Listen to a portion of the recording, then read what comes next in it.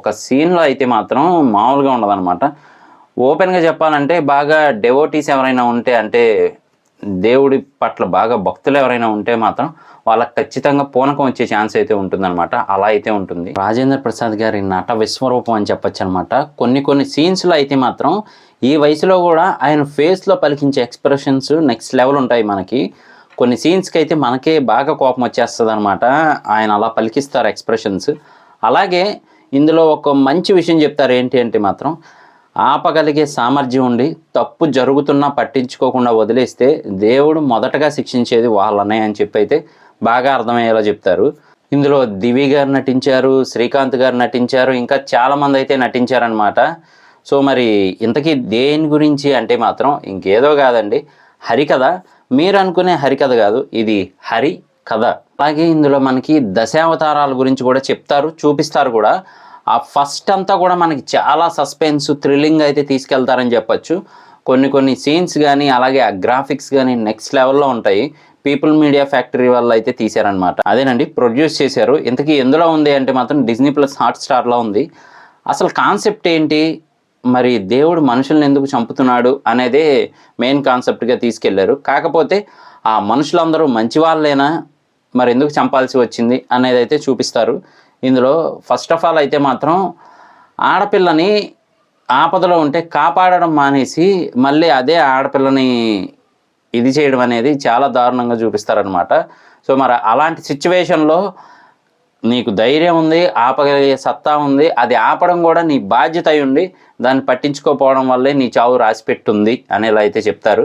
అలాగే ఆ తప్పు చేసిన ప్రతి ఒక్కరు కూడా చనిపోతూ ఉంటారు. మరి మనిషి చంపాడా లేదా దేవుడే చంపాడా అనేదే హైలైట్. ఇదంతా కూడా మనకి అరకులో జరుగుతుందన్నమాట. స్టోరీ అంతా కూడా మన రాజేంద్ర ప్రసాద్ గారేమో నాటకాలు వేస్తూ ఉంటారనమాట. ఈ స్టోరీ అంతా మనకి 90స్లో జరుగుతూ ఉంటుంది, 1990 ఆ టైంలో అయితే జరుగుతూ ఉంటుంది అనమాట. సో శ్రీకాంత్ గారేమో అక్కడ పోలీస్ ఆఫీసరు, మరి అక్కడికి ఎలా వచ్చారు ఏంటి అనేది ఒక స్టోరీగా తీసుకెళ్తారు. ఇంకొక వైపు ఏమో అక్కడ భరత్ అని చెప్పి ఒక ఇన్స్పెక్టర్ ఉంటారనమాట, మీకు చాలా తెలిసిన ఆయనే. సో ఆయనేమో అక్కడ చూస్తూ ఉంటారు ఇన్స్పెక్టర్గా. సో వీళ్ళిద్దరూ ఫ్రెండ్స్. మరి రాజేంద్ర ప్రసాద్ గారు నాటకాలు వేసి ఆయన కాస్త మరి అంత వైలెంట్గా ఉండడానికి గల కారణం ఏంటి, అలాగే మరి మంచి చెడు చెప్తూ ఉంటారు అందరికీ కూడా. రాజేంద్ర ప్రసాద్ గారు ఆ ఊర్లో ఉంది కదండి, పెద్ద ఏజ్గా ఉండి కొంచెం మంచి చెడు చెప్తూ ఉంటారు ఈ తరం వాళ్ళకి. అలా అయితే ఉంటారు. అలాగే నాటకాలు వేస్తూ ఉంటారనమాట. వీటన్నిటికీ డిఫరెంట్గా ఇంకొక క్యారెక్టర్ అయితే ఉంటుంది. ఆ క్యారెక్టర్ చిన్నతనంలోనే ఒక మర్డర్ చేసి అయితే జైలుకి వెళ్ళాల్సి వస్తుందన్నమాట. జైలుకి వెళ్ళి మళ్ళీ 18 ఏళ్ల తర్వాత అయితే వస్తాడు బయటికి. సో అప్పుడు మళ్ళీ అనుకోని పరిస్థితుల్లో తన జీవితం ఎలా మారింది, అతను మారాడా లేదా, అతనికి జరిగిన నష్టం ఏంటి, దానివల్ల అతను ఎందుకు అలా బిహేవ్ చేస్తున్నాడు అనేది హైలైట్గా తీసుకెళ్లారని చెప్పొచ్చు. ఆ యాక్టర్ పర్ఫార్మెన్స్ కూడా నెక్స్ట్ లెవెల్ ఉంటుంది. మనకి ఒక సీన్లో అయితే మాత్రం మామూలుగా ఉండదన్నమాట. ఓపెన్గా చెప్పాలంటే బాగా డెవోటీస్ ఎవరైనా ఉంటే, అంటే దేవుడి పట్ల బాగా భక్తులు ఎవరైనా ఉంటే మాత్రం వాళ్ళకి ఖచ్చితంగా పూనకం వచ్చే ఛాన్స్ అయితే ఉంటుందన్నమాట. అలా అయితే ఉంటుంది. ఓవరాల్గా అయితే మాత్రం చాలా బాగుంది. ఈ సీజన్కి అంటే ఈ వెబ్ సిరీస్కి పార్ట్ 2 కూడా ఉందని చెప్పి మనకి లాస్ట్లో అయితే రివీల్ చేస్తారనమాట.